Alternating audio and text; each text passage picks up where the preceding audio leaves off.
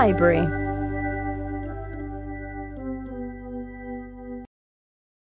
Libraries.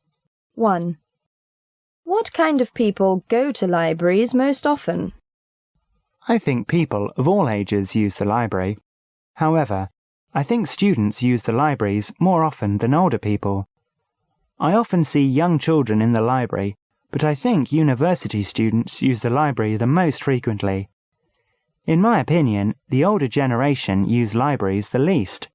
Some are too busy, and others have no interest in books. 2. Why do you think a library is a good place for reading? I think that the atmosphere in the library is conducive to reading because, number one, it is one of the quietest places you can go. Also, if you start reading something and you find you are not interested in it, it is one of the best places to find another book. Nowadays, many people read from computers.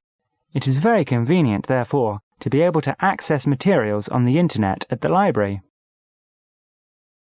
3. Even though it might cost a lot to maintain a library, do you think the government should open more public libraries?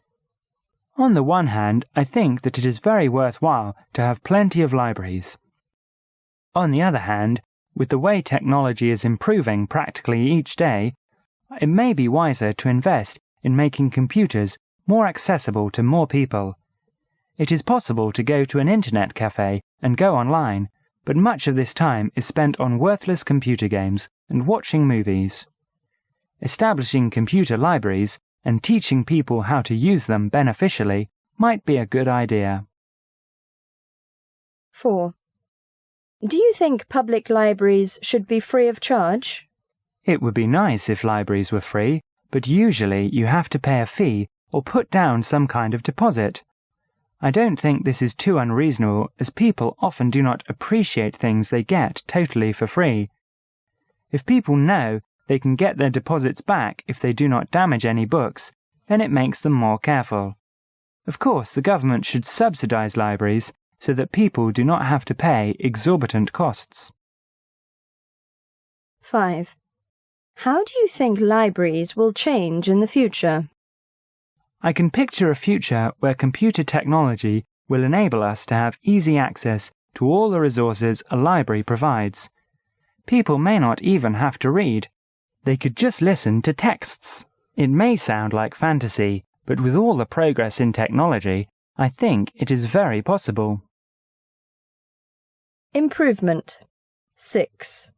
What kind of skills do you think library staff should have? I think library staff should always be very well informed as to where things are located in the library. This will enable them to help people to save time in finding what they need, which is a very big help in our busy times. I think they should also be very courteous, as people who are using the library can often be under a lot of pressure and often need a lot of help. Library staff should also be efficient and have organizational skills. They may have to take care of a lot of details, and it would make things very difficult for those using the library if items were lost or difficult to find. Last but not least, library staff should be patient. They may be faced with a myriad of requests each day, and those using the library will be unhappy if the staff are frustrated, impolite, or upset. 7. What can be done to make libraries more attractive? I am interested in interior decorating, and one thing I would recommend for libraries is to incorporate more neutral colours into the decor. I believe that nowadays libraries are decorated to use maximum space and reflect maximum light. Browns and other muted colours can create a warm atmosphere. Comfortable and attractive seats can also make the environment more inviting. Also, I am in favour of having works of art in libraries. Not necessarily originals, but good quality copies of famous works are attractive as well as educational. 8. How has the internet affected the popularity of libraries? Certainly the internet provides easy access to sources of information, although their validity should be suspect. However, There is nothing on the internet that replaces picking up an actual book and reading it. Reading a book is a tactile experience. Books can be carried everywhere and read at any time. Although I use the internet for a number of things, I have in my personal library about 300 reference books, and I find things in them that I do not find on the internet. I augment this library with books from the public library.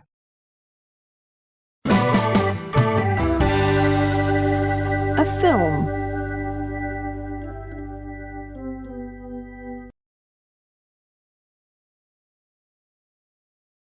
One. What kinds of films are most popular in China? Well, Hollywood blockbusters are very popular here. Films like Titanic and Saving Private Ryan. Also, Hong Kong films are very popular because the stars are well known here. Kung Fu films are popular because this art form originated here. Of course, love stories are very popular as well as Chinese historical films. 2. Do old people and young people like to watch the same kinds of films? Compare the differences. Well, I think that old people like to watch stories about their country since they were so involved in this time period. They also like to watch variety shows that show the native singing and dancing from different parts of China. Young people, on the other hand, go for the foreign films, as I already mentioned. There are some films that both young and old like to watch, such as Chinese historical movies. 3. What do you think people can learn from watching films? Or should films be considered as entertainment only? Oh, I think that people can learn so much from films. You know, there is an old saying that goes, "A wise man learns from his mistakes, but a wiser learns from the mistakes of others." Just by watching a movie and seeing what a character does in certain circumstances can help you to know what to either do or not do. You can feel what the characters feel if the actors are really good. You can see sights that you might not be able to see if it were not for movies, so definitely you can learn from watching films. 4. To what extent do you think films reflect real life? Well, that is a big argument that has been around for a long time. Does art imitate life, or does life imitate art? I believe that each reflects on the other. Sometimes films observe life and comment on it, and sometimes life observes film and imitates it. Film is a powerful medium and brings many parts of life to the public for observation.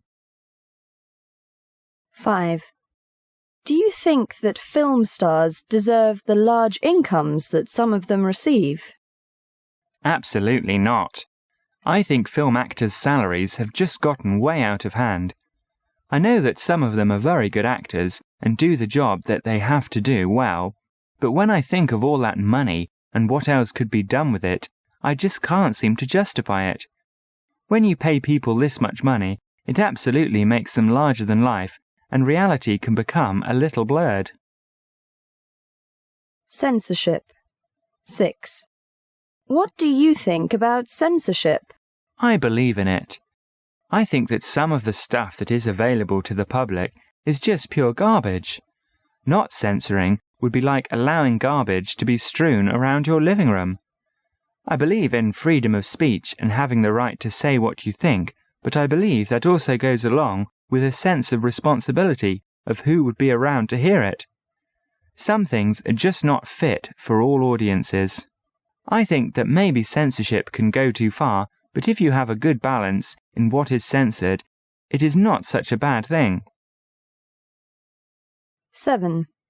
Should films be classified before release? Of course, this goes along with my previous answer, although really with today's films, some of them could be classified as junk 1 and garbage 2. I hope that you don't think that I am being too negative on this subject, but realistically speaking, expanding these ratings or classifications would not be a bad idea. I think that the rating system is too simplistic, and many more guidelines and ways to classify movies are long overdue. an outdoor activity?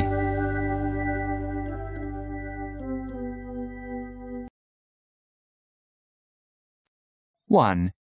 Would you say people spend more time outdoors today than they did, say, 20 years ago? I don't really think so. Now, with so many modern conveniences, there's less need to work outdoors. There are so many offices and indoor jobs now that it's almost considered low class to do manual labor or work outside.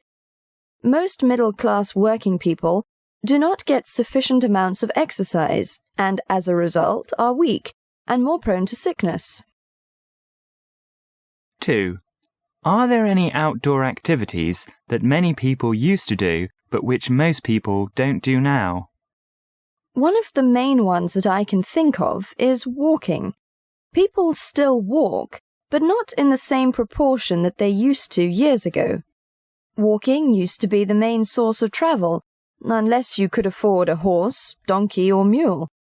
But now with cars, buses, and the internet, people do a lot less walking to get to work, the store, or wherever they need to go. 3. What are the most popular outdoor activities in China?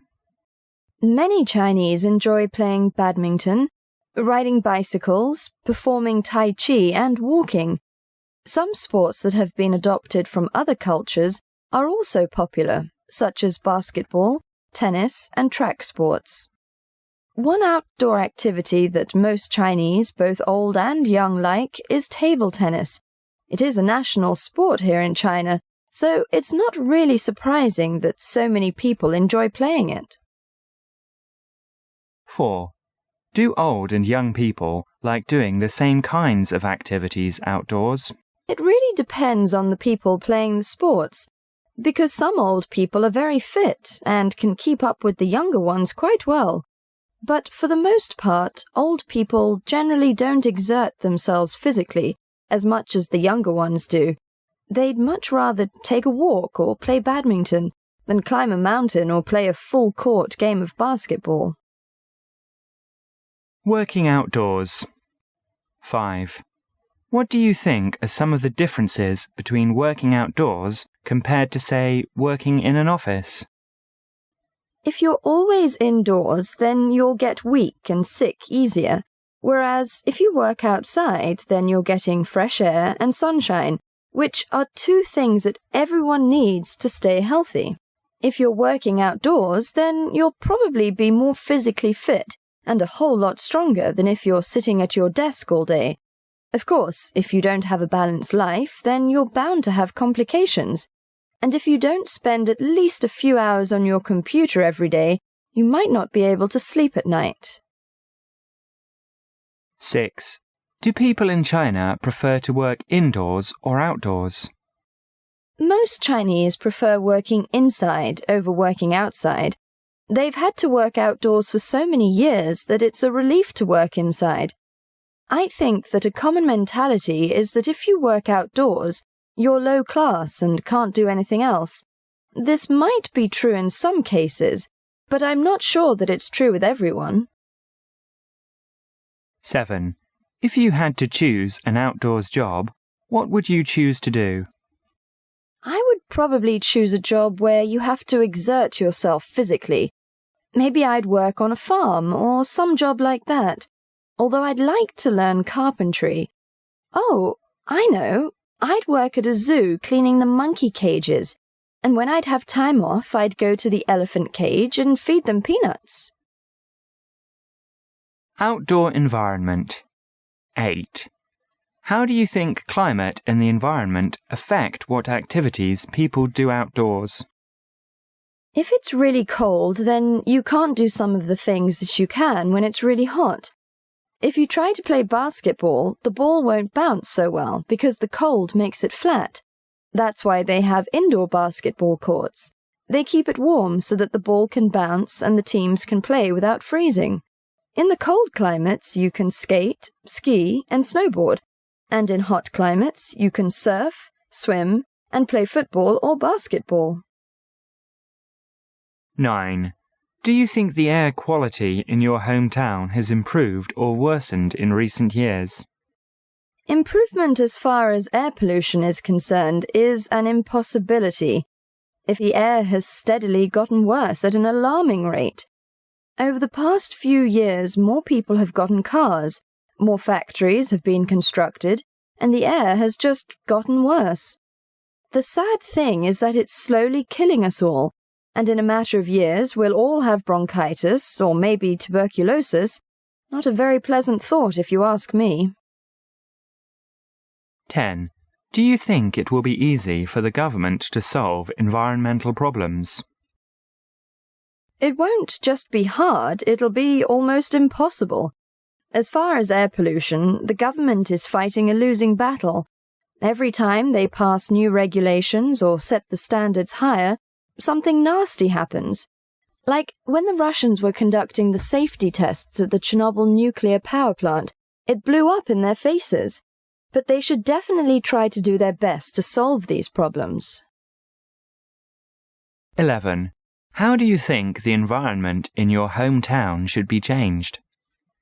If we had more trees and plants around the city, then the air would be a lot fresher.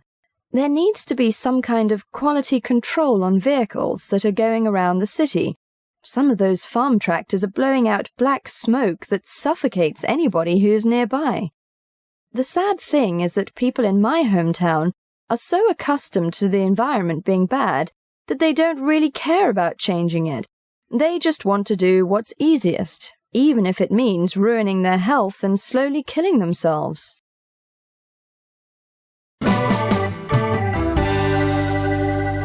Walking and health.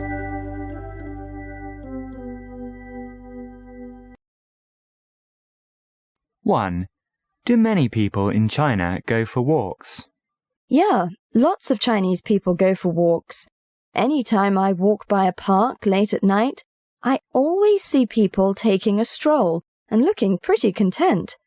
I think they do it for the same reason people worldwide who live in big cities walk. It feels good to get outside when they have been stuck inside all day. Also, walking in parks gives people a taste of nature in a concrete world. 2. How do you think walking is beneficial to health? Walking does lots of things for your health. First, and perhaps most obvious, is the physical benefits. Walking is exercise, which is important for everyone. Just as important as the good, walking does for your mind. For me at least, when I can walk somewhere, it gives me a good opportunity to think about things and not feel stuck inside. I get to feel the sun and the fresh air. 3. Do you think that playing sports is better for your health than walking? Walking and playing sports are both good for your body. They both improve your physical health, though sport does a better job at that. When playing sports, you are more active and your heart rate increases, so your body has to work harder, which makes the exercise more beneficial. But walking does a lot of good for your mental health. It provides a great escape from the working world and gives the mind a good opportunity to just wander. So if measuring just physical health, sports are better for your body, but if you look at mental as well, they are equally good for your health. Walk and leisure. 4. Do you think people in the past walked more than people today, or less? I think that yes, people in the past did more walking. People today have many more distractions that occupy time that was once spent walking. They go on the internet, or watch TV, or play video games. In the past, there was less to do, so people walked a lot more. Whether it was walking somewhere or walking just to walk, I think they did it a lot more. 5. What is the relationship between standard of living and the amount of walking people do? I think that it is not really the standard of living that affects how much people walk. As long as you are talking about walking for pleasure, I think the main variable is how people value their time. For instance, rich, busy people and poor people that have to work really hard to scrape by probably don't have that much time to walk. But people that value life more than money probably walk more often because they want to enjoy themselves every once in a while. If you're talking about all kinds of walking, though, rich people walk less, obviously, because they can afford other modes of transportation. 6. How do you think the government could encourage people to walk more? In my opinion, the best way to get people to walk more would be to build more places where people would enjoy walking. Parks or nice tree-lined streets would be a good way to start. People are much more likely to walk in places that are nice as opposed to places that feel grimy. Other than that, I think most Chinese cities are pretty walker-friendly. Lots and lots of people walk, and that is a really good thing. 7. Can you think of any examples where people walk a lot while doing their jobs? Well, obviously, many postal workers must walk their routes in order to deliver the mail. As far as other jobs where people walk a lot, though, I can't think of many. Different kinds of delivery men and waiters and waitresses are the two best examples of these kinds of jobs. Other than that, I don't think companies need employees to walk. It's more efficient for them to either stay in one place or to get around by other modes of transportation.